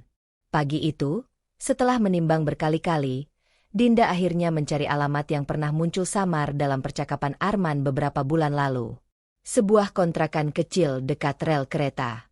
Lingkungannya jauh dari kesan rumah mewah yang pernah dipamerkan Bu Ratna di media sosial. Gang sempit, ket tembok mengelupas, jemuran menggantung rendah. Bau lembab bercampur debu. Dinda berdiri beberapa detik sebelum melangkah masuk. Hatinya berdebar bukan karena rindu, melainkan karena firasat yang semakin tidak enak. Ia bertanya pada seorang ibu yang sedang menyapu halaman kecil. "Maaf, Bu, Laras tinggal di sini." Ibu itu mengernyit. "Oh, Laras yang cantik itu? Dulu di blok belakang. Sekarang sudah tidak ada." Dinda mengerutkan kening. "Tidak ada." Sebelum ibu itu menjawab lebih jauh, seorang pria keluar dari pintu kontrakan paling ujung. Tubuhnya kurus. Wajahnya terlihat lelah tapi sorot matanya jernih. Ia membawa galon air kosong. Pria itu berhenti ketika mendengar nama Laras. "Mbak cari Laras?" tanyanya hati-hati. Dinda mengangguk. "Iya, saya kenal dia." Pria itu menatap Dinda beberapa detik, seolah menimbang apakah ia perlu bicara. "Saya Bimo," ujarnya kemudian. "Tetangganya dulu." Nada bicaranya tidak menghakimi, hanya datar. Dinda memperkenalkan diri tanpa menjelaskan terlalu banyak. Namun Bimo tampaknya cepat menangkap sesuatu dari ekspresinya. "Mbak, ini ada urusan soal utang juga?" tanya Bimo pelan. Kata itu membuat dada Dinda menegang. "Utang?" Bimo menghela napas. Laras sudah lama terlilit utang. Pinjaman online, koperasi, macam-macam. Hampir tiap minggu ada yang datang nagih. Dia sering sembunyi. Potongan demi potongan mulai tersusun di kepala Dinda. "Lalu, suaminya?" tanya Dinda hati-hati. Bimo tersenyum pahit. "Suami yang mana?" Jantung Dinda bergetar. "Yang terakhir saya tahu," lanjut Bimo, "dia bawa seorang laki-laki beberapa minggu lalu. Katanya suaminya. Tapi tidak lama. Setelah itu utangnya lunas satu persatu. Laki-laki itu sering kelihatan stres. Terakhir saya lihat, mereka ribut besar." "Arman." Dinda menelan ludah. "Sekarang Laras di mana?" Suaranya hampir berbisik. "Sudah pergi. Kabur. Mungkin." Kontrakan ditinggal begitu saja. Katanya mau ikut temannya kerja di luar kota. Tapi orang-orang sini bilang, dia cuma cari korban baru. Kalimat itu seperti palu yang menghantam perlahan. Arman bukan pemenang dalam cerita ini. Ia bukan suami bahagia yang memamerkan rumah baru. Ia mungkin hanya alat. Dinda berdiri diam cukup lama hingga Bimo merasa perlu menambahkan. Saya tidak tahu Mbak ini siapa buat dia. Tapi hati-hati. Laras pintar memutar cerita. Hati-hati. Kata itu berputar di kepala Dinda saat ia berjalan keluar gang. Suara kereta melintas keras, mengguncang rel dan pikirannya sekaligus. Keserakahan. Arman ingin lebih dari satu istri, lebih dari kehidupan yang ia miliki bersama Dinda. Bu Ratna ingin menantu yang dianggap lebih menjanjikan. Laras ingin pelunasan utang dan jalan cepat keluar dari masalahnya. Dan semuanya runtuh. Di dalam mobil, Dinda memegang setir tanpa menyalakan mesin. Perasaannya bercampur aduk. Ada amarah karena Arman begitu mudah tergoda. Ada kecewa karena ia pernah mencintai pria yang begitu rapuh oleh ambisi. Tapi ada juga rasa iba yang sulit ia tolak. Jika Laras memang memanfaatkan Arman untuk melunasi utang, lalu kabur, maka apa yang ia lihat di perempatan itu bukan sandiwara. Itu kenyataan pahit. Namun di tengah rasa iba itu, ada satu pertanyaan yang lebih mengganggu. Jika Laras sudah kabur, siapa yang mengirim pesan ancaman kepadanya? Arman? Dengan gengsi setinggi itu, mungkinkah ia masih memantau Dinda? Atau ada orang lain yang belum terlihat dalam bayangan cerita ini? Dinda memutar kunci mobil. Mesin menyala, tapi pikirannya belum menemukan arah. Sepanjang perjalanan pulang, ia menyadari satu hal yang membuat napasnya terasa berat. Ia tidak lagi marah seperti dulu. Emosinya berubah menjadi kesadaran yang pahit. Keserakahan telah menelan mereka semua. Arman kehilangan stabilitas. Bu Ratna kehilangan kenyamanan. Laras mungkin terus berlari dari utang ke utang. Dan Dinda? Ia hampir kehilangan dirinya sendiri karena mempertahankan seseorang yang ternyata mudah tergelincir oleh iming-iming. Sesampainya di rumah, Dinda duduk di sofa, memandang ruangan yang kini tertata rapi. Rumah ini berdiri kokoh. Ia masih punya pekerjaan, masih punya sahabat, masih punya kendali atas hidupnya. Namun kisah ini belum selesai. Ponselnya berbunyi lagi. Nomor tak dikenal itu kembali. Kamu pikir semua ini kebetulan? Jantung Dinda berdegup keras. Pesan itu datang setelah ia dari kontrakan Laras. Artinya, benar, seseorang mengawasinya.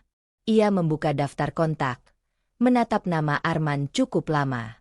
Jika ia ingin tahu kebenaran sepenuhnya, ia harus bicara langsung dengannya. Risikonya besar. Bisa membuka luka lama. Bisa menyeretnya kembali dalam konflik yang sudah ia lepaskan.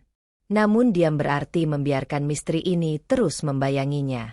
Dengan napas panjang dan jari yang terasa dingin, Dinda menekan tombol panggil. Telepon berdering. 1 kali. 2 kali.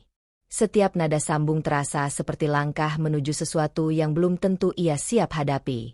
Dan ketika suara di seberang mulai terangkat, Dinda menyadari bahwa keputusan kecil ini mungkin akan menyeretnya ke babak yang jauh lebih rumit daripada sekadar perceraian. Nada sambung itu akhirnya terangkat, tetapi bukan suara Arman yang menyambut. Din. Suara itu berat, serak, dan terdengar jauh lebih rapuh dari yang pernah ia dengar. Arman. Dinda berdiri di ruang tamu, jantungnya berdegup kencang. Ia sudah siap dengan kemarahan, dengan bantahan, dengan nada tinggi. Namun suara di seberang justru membuatnya diam beberapa detik. Aku tahu kamu yang telepon, lanjut Arman pelan. Kita perlu bicara. Kalimat itu seperti menggeser keseimbangan yang sudah susah payah Dinda bangun. Ia tidak ingin terdengar goyah. Datang saja kalau memang perlu, jawabnya singkat, lalu memutus sambungan sebelum pikirannya berubah. Sore itu langit mendung ketika bel rumah berbunyi. Dinda sudah menduga siapa yang berdiri di balik pintu. Ia menarik napas panjang sebelum membukanya. Arman berdiri di sana dengan kemeja yang sama seperti yang ia pakai saat memulung di perempatan. Kosam. Wajahnya lebih tirus. Lingkar matanya menghitam. Di belakangnya, Bu Ratna berdiri dengan jilbab yang warnanya sudah memudar. Tatapannya tidak lagi setajam dulu. Beberapa detik berlalu tanpa kata. "Masuklah," ucap Dinda akhirnya. Suaranya datar. Arman melangkah masuk tanpa berani menatap sekeliling rumah terlalu lama. Bu Ratna mengikuti dengan langkah pelan, seperti takut lantai itu akan menolaknya. Mereka duduk berhadapan di ruang tamu yang dulu sering menjadi tempat perdebatan. Kini suasananya berbeda, lebih rapi, lebih terang, dan terasa bukan lagi milik mereka. Arman berdeham. "Aku tertipu, Din." Dinda tidak langsung menanggapi. Ia menunggu. "Laras," dia bilang, "ada investasi. Uangnya diputar cepat. Aku pakai tabungan, jual motor, bahkan pinjam sana-sini." Rahangnya mengeras. Siapa sangka dia kabur. Nada suaranya terdengar kesal, lebih kepada keadaan daripada dirinya sendiri. "Kamu tidak curiga?" tanya Dinda pelan. Arman menghela napas keras. "Dia istriku waktu itu. Masa aku harus mencurigai istri sendiri?" Kalimat itu menusuk dengan cara yang aneh. Dinda hampir tertawa getir, tetapi ia menahannya. "Seperti dulu kamu mencurigai aku tidak cukup sebagai istri?" tanyanya lirih. Arman terdiam. Tatapannya jatuh ke lantai, tetapi tidak ada permintaan maaf yang keluar. Bu Ratna tiba-tiba bersuara. Nada suaranya lebih lunak dari biasanya. "Dinda, ibu tahu dulu ibu banyak salah. Tapi sekarang keadaan kami benar-benar sulit." Perempuan itu menunduk. Jemarinya saling menggenggam gelisah. Tidak ada lagi sindiran. Tidak ada lagi nada merendahkan. "Kami diusir dari kontrakan.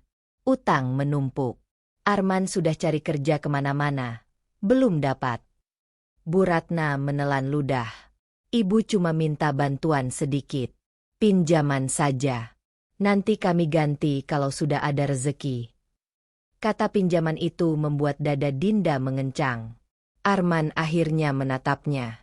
"Kamu punya rumah ini. Punya pekerjaan tetap. Aku cuma butuh waktu untuk bangkit." Tidak ada kata maaf. Tidak ada pengakuan salah. Hanya alasan dan kebutuhan. Dinda memperhatikan wajah mantan suaminya itu lebih saksama. Ada kelelahan. Ada kecemasan. Tapi juga ada sisa kebanggaan yang belum benar-benar runtuh. "Kamu masih menyalahkan Laras?" tanya Dinda. "Ya jelas. Dia yang menipu." Arman menjawab cepat. "Dan kamu?" Dinda menahan tatapannya. "Sun." Arman memalingkan wajah. "Aku cuma percaya." "Percaya? Atau tergoda?" Dinda berdiri, berjalan beberapa langkah menjauh untuk menenangkan napasnya. Hatinya terbelah dua. Bagian kecil dalam dirinya masih mengenali lelaki yang pernah ia cintai. Bagian lain mengingat semua hinaan, semua tekanan, semua pilihan yang Arman ambil tanpa mempertimbangkan dirinya. Bu Ratna kembali bersuara, lebih lirih. "Dinda, ibu tidak minta kamu menerima Arman lagi. Ibu tahu itu sudah selesai. Tapi tolong, bantu kami berdiri." Kata-kata itu menggantung berat. Jika ia membantu, apakah itu berarti membuka kembali pintu yang sudah ia tutup? Apakah Arman akan menganggapnya sebagai kesempatan untuk kembali masuk ke hidupnya? Namun jika ia menolak, apakah ia sanggup menutup mata melihat mereka jatuh lebih dalam? Dinda kembali duduk. "Aku bisa bantu," ucapnya akhirnya. Wajah Arman sedikit terangkat, seperti melihat secercah kemenangan. Tapi bukan dengan uang. Ekspresi itu langsung berubah. "Aku bisa bantu carikan pekerjaan. Aku punya kenalan di kantor cabang. Posisi staf gudang kosong. Gajinya tidak besar, tapi cukup untuk mulai lagi." Arman terdiam cukup lama. Tawaran itu bukan yang ia harapkan. "Aku bukan lulusan rendah, Din," katanya pelan. Gengsi kembali muncul. Masa kerja di gudang. Dinda menatapnya dalam. Mas, kamu bilang ingin bangkit. Bangkit itu mulai dari mana saja? Bu Ratna menyentuh lengan Arman pelan. Terima saja dulu, men. Ada momen hening yang panjang sebelum Arman akhirnya mengangguk kecil, walau jelas berat. Baiklah, ucapnya pelan. Dinda merasakan sesuatu bergeser dalam dirinya. Bukan cinta, bukan benci. Lebih seperti jarak yang semakin jelas. Ia tidak lagi ingin menyelamatkan Arman. Ia hanya menawarkan tangga, bukan pundak. Namun ketika mereka berdiri untuk pamit, Arman berhenti di depan pintu. Din, katanya tanpa menoleh sepenuhnya. Kamu tidak pernah menyesal. Pertanyaan itu membuat jantung Dinda berdetak lebih keras. Menyesal bercerai? Menyesal melawan? Ia menatap punggung lelaki itu, yang kini tampak lebih kecil dari yang pernah ia kenal. Tidak, jawabnya jujur. Arman terdiam, lalu keluar tanpa kata lagi. Pintu tertutup perlahan. Rumah kembali sunyi, tetapi sunyi kali ini terasa berbeda. Dinda tidak merasa menang. Ia juga tidak merasa kalah. Namun satu hal mengganggunya. Saat Arman duduk tadi, ponselnya sempat menyala di meja. Sebuah notifikasi muncul sekilas sebelum ia cepat-cepat mematikannya. Nomor tak dikenal yang sama. Artinya, bukan Arman yang mengirim pesan ancaman itu. Dinda berdiri di tengah ruang tamu. Pikirannya kembali berputar. Jika bukan Arman, dan Lara sudah kabur, lalu siapa yang masih mengawasinya? Ia menyadari satu risiko baru dari keputusannya membantu Arman mencari pekerjaan. Ia kembali membuka jalur komunikasi dengan seseorang yang terhubung pada masalah ini. Dan mungkin, dengan langkah kecil itu, ia tanpa sadar mendekat pada sumber ancaman yang sebenarnya. Sejak pertemuan sore itu, rumah Dinda kembali sunyi. Tetapi pikirannya tidak. Bayangan notifikasi di layar ponsel Arman terus terulang di benaknya. Nomor tak dikenal yang sama. Artinya jelas, ada seseorang di luar sana yang masih mengawasi, dan lingkaran itu belum benar-benar terputus. Namun ada hal lain yang lebih mengusik. Pertanyaan Arman sebelum pergi. Kamu tidak pernah menyesal? Malam itu Dinda berdiri lama di depan cermin kamar. Wajahnya terlihat lebih tegas dibanding beberapa bulan lalu. Tidak lagi dipenuhi keraguan yang dulu sering membuatnya bertanya apakah ia cukup sebagai istri. Ia tidak menyesal. Tapi ia sadar satu hal. Selama ini Arman masih mungkin berpikir bahwa perceraian mereka hanya reaksi emosi terhadap Laras. Bahwa jika Laras tidak ada, semuanya bisa kembali seperti semula. Itu keliru. Keesokan harinya, pesan masuk dari Arman membuatnya terdiam. Aku sudah pikirkan tawaran kerja itu. Kita perlu bicara lagi. Dinda menatap layar beberapa detik sebelum akhirnya membalas singkat. Datang sore. Sore itu hujan turun tipis. Arman datang sendiri. Bu Ratna tidak terlihat. Begitu duduk, Arman tampak lebih tenang dibanding sebelumnya, meski masih ada bayangan lelah di wajahnya. Aku akan ambil pekerjaan itu, ucapnya tanpa basa-basi. Terima kasih. Dinda mengangguk pelan. Baik, aku akan hubungi kenalanku. Sunyi menyusul. Namun kali ini Arman tidak segera berdiri untuk pergi. Aku sudah pikirkan pertanyaanku kemarin, katanya perlahan. Soal penyesalan. Dinda menatapnya. Aku tahu semuanya berantakan. Tapi kalau waktu itu kamu mau terima poligami, mungkin tidak akan sejauh ini. Kalimat itu tidak diucapkan dengan nada menyerang. Lebih seperti sisa keyakinan yang belum benar-benar mati. Dinda merasakan sesuatu mengeras dalam dirinya. Mas, ucapnya pelan namun jelas. Ini bukan soal Laras. Arman mengerutkan kening. Bahkan sebelum Laras muncul, kamu sudah berubah. Kamu mulai meremehkan aku, menganggap aku kurang, menganggap aku tidak cukup. Arman membuka mulut, tetapi tak ada kata yang keluar. Poligami itu bukan sekadar soal berbagi suami, lanjut Dinda. Itu soal kamu merasa berhak atas lebih, tanpa pernah bertanya apakah aku siap kehilangan harga diriku. Hujan di luar terdengar semakin jelas. Kalau memang kamu menghargai aku waktu itu, kata Dinda, kamu tidak akan membawa surat itu dan memaksaku tanda tangan malam itu. Arman menunduk. Tangannya saling menggenggam. Jari-jarinya memutih. Aku cuma ikut saran ibu, katanya pelan. Dinda tersenyum pahit. Dan itu juga pilihanmu. Pintu depan tiba-tiba diketuk pelan. Dinda terkejut. Tetapi ketika ia membukanya, Bu Ratna berdiri di sana, basah oleh gerimis. Ibu menyusul, katanya pelan. Ibu ingin dengar sendiri. Dinda mempersilakan masuk. Tidak ada lagi nada tinggi atau sindiran dari perempuan itu. Wajahnya tampak lebih tua, lebih lelah. Ibu tahu kamu marah, ujar Bu Ratna pelan, duduk di kursi sudut. Tapi ibu hanya ingin yang terbaik untuk Arman. Dinda menatapnya lama. Yang terbaik menurut ibu, jawabnya tenang. Bukan menurut Arman. Dan jelas bukan menurut saya. Bu Ratna terdiam. Waktu ibu bilang saya tidak berguna, lanjut Dinda, suaranya tetap stabil meski dadanya bergetar. Itu bukan cuma hinaan. Itu cara ibu menanamkan ke Arman bahwa saya bisa diganti.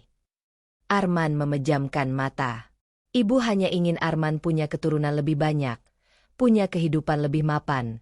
Suara Bu Ratna mengecil. Dan ambisi itu menghancurkan semuanya, potong Dinda lembut. Kata-kata itu tidak diucapkan dengan marah. Justru karena nadanya tenang, kalimat itu terasa lebih tajam. Arman mengangkat wajahnya. Jadi tidak ada kesempatan lagi. Pertanyaan itu menggantung. Di masa lalu, mungkin Dinda akan ragu. Mungkin ia akan melihat ini sebagai peluang untuk memperbaiki. Namun kini ia tidak lagi melihat Arman sebagai sandaran. Tidak ada, jawabnya tegas. Bukan karena laras. Bukan karena keadaan. Tapi karena aku tidak mau hidup dengan seseorang yang hanya melihatku sebagai pilihan kedua. Arman terdiam lama. Kali ini ia tidak membantah. Tidak menyalahkan laras. Tidak menyebut keadaan. Bu Ratna menunduk dalam-dalam. Ibu, mungkin terlalu memaksa. Sunyi memenuhi ruangan. Untuk pertama kalinya, Dinda melihat sesuatu yang jarang ia lihat di mata mertuanya itu, kesadaran. Ibu ingin Arman naik derajat, lanjut Bu Ratna lirih. Tapi ibu tidak sadar sedang mendorongnya jatuh. Air mata tipis menggenang di sudut mata perempuan itu. Bukan tangisan keras, hanya penyesalan yang terlambat. Dinda merasakan beban yang lama ia pikul perlahan terangkat. Bukan karena mereka meminta maaf dengan sempurna. Tapi karena akhirnya kebenaran diakui tanpa pembelaan. Namun pengakuan tidak berarti kembali. Aku akan bantu soal pekerjaan, ucap Dinda pelan. Tapi setelah itu, jalan kita tetap berbeda. Arman mengangguk perlahan. Kali ini tanpa perlawanan. Saat mereka berdiri untuk pergi, Dinda merasakan sesuatu berubah. Bukan pada hubungan mereka, tetapi pada dirinya sendiri. Ia tidak lagi berbicara untuk membela diri. Ia berbicara karena ia tahu nilainya. Pintu tertutup. Hujan mereda. Namun ketika Dinda berbalik menuju ruang tamu, ponselnya kembali bergetar. Nomor tak dikenal. Kamu pikir mereka korban? Kamu belum tahu siapa yang benar-benar bermain. Jantung Dinda kembali berdebar keras. Jika Arman sudah tidak membela diri, jika Bu Ratna mulai sadar, lalu siapa yang masih menyimpan permainan di balik semua ini? Dinda menatap layar itu lama. Ia baru saja menutup satu kemungkinan untuk kembali. Kini ia harus membuka kemungkinan lain, bahwa ada pihak ketiga yang belum benar-benar muncul ke permukaan. Dan kali ini, ia tidak yakin apakah ia siap menghadapi apa yang akan terungkap. Pesan terakhir itu terus mengganggu pikiran Dinda. Kamu belum tahu siapa yang benar-benar bermain. Setelah percakapan jujur dengan Arman dan Bu Ratna, ia sempat merasa beban di dadanya berkurang. Namun pesan itu seperti mengingatkan bahwa ada satu bab yang belum benar-benar tertutup. Pagi itu Dinda berada di kantor cabang tempat Arman mulai bekerja sebagai staf gudang. Posisi yang akhirnya ia terima dengan sisa gengsi yang masih ia telan. Dinda datang bukan untuk bertemu Arman, melainkan untuk memastikan proses administrasi berjalan lancar melalui kenalannya, Pak Hendra, kepala cabang yang sudah lama ia percaya. Ia baru saja keluar dari ruang Pak Hendra ketika suara gaduh terdengar dari halaman depan. Suara perempuan. Lantang. Tajam. Penuh kemarahan. Dinda mengenali suara itu bahkan sebelum melihat wajahnya. Laras. Perempuan itu berdiri di depan gerbang kantor dengan pakaian mencolok yang kontras dengan lingkungan gudang yang sederhana. Wajahnya masih terawat, tetapi ada kegelisahan yang tak bisa ia sembunyikan. Beberapa karyawan berhenti bekerja, menonton dengan bisik-bisik penasaran. Arman berdiri beberapa meter darinya. Wajahnya pucat. "Kamu pikir aku akan diam saja?" teriak Laras. "Masih ada uangku yang kamu tahan." Arman menggeleng keras. "Uangmu? Semua tabungan habis karena kamu." Laras tertawa sinis. "Itu risiko kamu sendiri. Aku cuma minta bagian yang belum kamu transfer waktu itu." Beberapa orang mulai merekam dengan ponsel. Dinda berdiri di bawah atap gedung, cukup jauh untuk tidak terlihat, tetapi cukup dekat untuk mendengar jelas. "Jangan buat drama di sini," Arman berkata pelan namun tegang. "Aku sudah tidak punya apa-apa." "Tidak punya." Laras melangkah maju. "Rumah mantan istrimu masih berdiri megah. Kamu cuma pura-pura miskin." Kalimat itu membuat beberapa pasang mata beralih, mencoba mencari siapa yang dimaksud. Dinda merasakan darahnya berdesir, tetapi ia tetap diam. Topeng Laras runtuh perlahan di hadapan semua orang. Ia tidak lagi tampil sebagai istri manis atau korban penipuan. Nada bicaranya kasar, penuh tuntutan, tanpa malu. "Kamu nikahi aku dengan janji," lanjut Laras. "Sekarang kamu lari dari tanggung jawab." Arman terlihat semakin kecil. Tidak ada lagi pembelaan dari Bu Ratna. Tidak ada lagi wibawa seorang suami. Hanya lelaki yang berdiri sendirian di tengah tatapan orang-orang. "Aku juga korban," katanya pelan. Laras mendengus. "Korban? Kamu datang padaku dengan mimpi besar. Mau investasi, mau hidup lebih kaya. Jangan salahkan aku kalau kamu terlalu serakah." Kata itu menghantam lebih keras dari teriakan. Serakah. Dinda menutup matanya sejenak. Ia tidak merasakan kepuasan melihat ini. Tidak juga kemenangan. Yang ia rasakan justru kepastian. Inilah kebenaran yang selama ini bersembunyi di balik drama poligami dan ambisi. Arman bukan hanya tertipu. Ia ikut masuk dengan keinginan untuk mendapatkan lebih, tanpa memikirkan risikonya. Laras melangkah mundur sambil menunjuk Arman. "Kalau minggu ini kamu tidak bayar, aku tahu kemana harus cari uangmu." Ancaman itu menggantung di udara sebelum ia berbalik dan pergi dengan langkah cepat. Kerumunan perlahan bubar. Bisik-bisik tertinggal. Arman tetap berdiri di tempatnya, menatap tanah. Tidak ada lagi kemarahan di wajahnya. Hanya kenyataan pahit yang akhirnya tak bisa ia bantah. Dinda melangkah keluar dari bayangan atap. Arman mendongak dan melihatnya. Wajahnya berubah, antara malu dan takut. "Kamu lihat semuanya?" tanyanya lirih. Dinda mengangguk. Beberapa detik hening berlalu. "Aku tidak menyangka dia akan datang ke sini," ujar Arman pelan. "Bukan soal dia datang atau tidak," jawab Dinda tenang. "Ini soal pilihan yang kamu ambil waktu itu."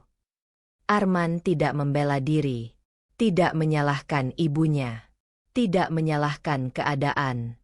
Untuk pertama kalinya, ia tampak benar-benar sendirian dengan konsekuensinya.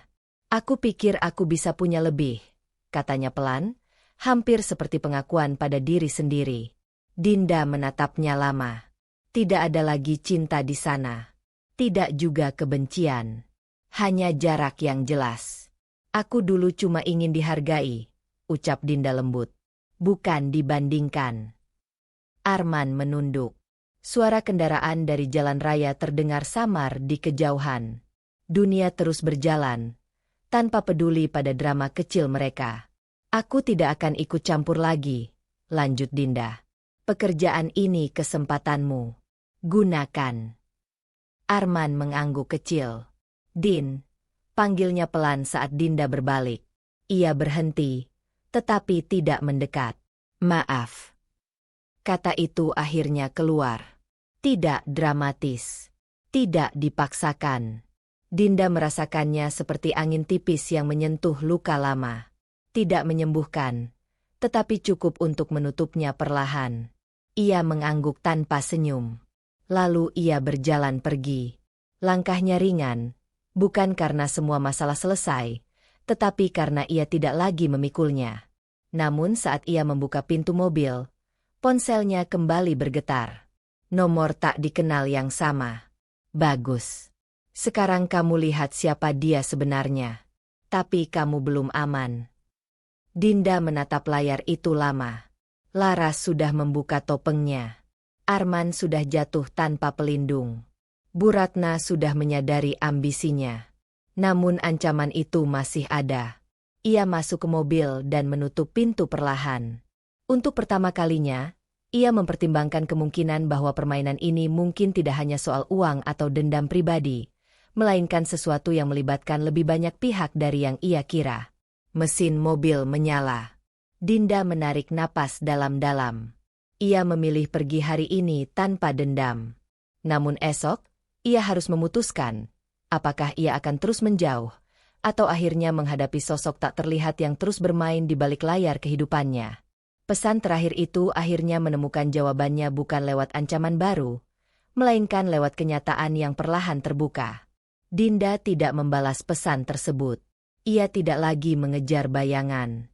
Sebaliknya, ia membawa seluruh bukti pesan anonim ke kantor polisi, ditemani Rina yang sejak awal berdiri di sisinya tanpa ragu. Hasilnya sederhana, tetapi cukup untuk menutup lingkaran misteri yang berlarut-larut. Nomor tak dikenal itu terdaftar atas identitas palsu, namun jejak digitalnya mengarah pada perangkat yang pernah digunakan Laras. Perempuan itu rupanya mencoba memainkan dua sisi sekaligus, memeras Arman dengan utang, sekaligus menekan Dinda agar tetap terlibat dalam kekacauan. Ketika bukti itu dikonfirmasi, tak ada lagi pesan yang masuk, tak ada lagi bayangan di balik layar. Permainan benar-benar berakhir. Beberapa bulan berlalu. Arman tidak lagi bekerja di kantor cabang. Posisi staf gudang itu hanya bertahan sebentar. Setelah perusahaan melakukan efisiensi, ia termasuk yang dirumahkan lebih dulu karena status kontraknya. Kini ia bekerja serabutan, kadang menjadi kuli angkut di pasar, kadang membantu proyek bangunan kecil. Tangannya yang dulu halus kini kasar oleh semen dan karung beras. Bu Ratna tinggal bersamanya di kontrakan sempit dekat rel kereta. Perempuan itu tidak lagi banyak bicara tentang derajat atau ambisi. Ia membantu memasak untuk tetangga demi tambahan uang. Sesekali ia mengantar kue titipan ke warung-warung kecil. Tidak ada lagi keluhan tentang menantu yang tidak berguna. Tidak ada lagi mimpi tentang kehidupan lebih tinggi. Yang ada hanya hari-hari yang dijalani perlahan, dari nol. Suatu sore, Dinda bertemu mereka secara tidak sengaja di pasar tradisional. Arman sedang memanggul karung beras. Keringat membasahi dahinya. Bu Ratna duduk di bangku kayu, menghitung receh dari hasil jualan kue. Tatapan mereka bertemu. Tidak ada rasa malu yang dulu mengeras di wajah Arman. Hanya kelelahan dan penerimaan. Din, sapa Bu Ratna pelan. Suaranya tidak lagi tajam. Dinda mengangguk sopan. Kami baik-baik saja, kata Arman sebelum Dinda sempat bertanya. Tidak ada nada pembelaan, hanya fakta yang sederhana. Dinda melihat sesuatu yang berbeda. Tidak ada lagi ego yang berdiri tinggi di antara mereka. Kenyataan telah merapikan semuanya. Ia tidak merasa iba berlebihan. Ia juga tidak merasa puas. Ia hanya melihat dua orang yang akhirnya berdamai dengan pilihan mereka sendiri. Semoga lancar, ucap Dinda singkat, lalu melangkah pergi. Kali ini ia benar-benar melangkah tanpa beban. Rumah Dinda pun berubah. Ruang tamu yang dulu menjadi saksi pertengkaran kini dipenuhi rak kayu kecil berisi toples kue dan kemasan makanan ringan. Dengan dukungan Rina, yang tak pernah berhenti menyemangatinya, Dinda membuka usaha kecil dari rumah. Awalnya hanya menerima pesanan dari tetangga, lalu berkembang lewat promosi sederhana di media sosial. Pak Hadi, tetangga sebelah yang sejak awal mengagumi keteguhan Dinda dan sering membantu memperbaiki hal-hal kecil di rumah, memberi restu penuh. Ia bahkan menawarkan sebagian halaman depannya untuk dipakai sebagai tempat display kecil. "Kamu punya ketekunan," ujar Pak Hadi suatu sore. "Usaha itu bukan soal besar atau kecil, tapi soal niat." Kalimat itu tertanam kuat di hati Dinda. Setiap pagi ia bangun lebih awal, bukan karena cemas, melainkan karena semangat. Tangan yang dulu gemetar menandatangani surat cerai kini mantap menghitung bahan baku. Ia belajar mencatat keuangan, belajar menerima kritik pelanggan, belajar tersenyum bukan karena menahan luka, tetapi karena benar-benar bangga. Rina sering datang membantu mengemas pesanan sambil bercanda. "Lihat kamu sekarang," ujar Rina suatu hari. "Dulu takut ditinggal, sekarang malah berani berdiri sendiri." Dinda tersenyum kecil. Ia masih ingat malam ketika Arman memaksanya menandatangani surat poligami. Ia masih ingat bagaimana harga dirinya terasa runtuh. Luka itu tidak hilang. Namun luka itu tidak lagi membuatnya lemah. Ia menjadi pengingat bahwa ia pernah bertahan, pernah melawan, dan memilih dirinya sendiri. Suatu malam, setelah menyelesaikan pesanan besar pertamanya untuk sebuah acara kantor, Dinda duduk sendirian di ruang tamu yang kini hangat oleh lampu-lampu kecil di rak display. Ia memandangi dinding yang dulu kosong. Tidak ada lagi foto pernikahan di sana. Yang ada hanya papan kecil bertuliskan nama usahanya. Ia menyentuh papan itu pelan. Ia bukan lagi perempuan yang takut ditinggalkan. Ia perempuan yang tahu bahwa ditinggalkan bukan akhir dari harga diri. Ponselnya berbunyi. Bukan pesan ancaman. Bukan nomor tak dikenal. Hanya notifikasi pesanan baru. Dinda tersenyum. Ia tahu hidup tidak selalu akan mudah. Usaha bisa saja sepi. Masa lalu bisa saja teringat kembali. Dunia tetap penuh risiko. Namun kali ini, ia tidak menunggu siapapun untuk menyelamatkannya.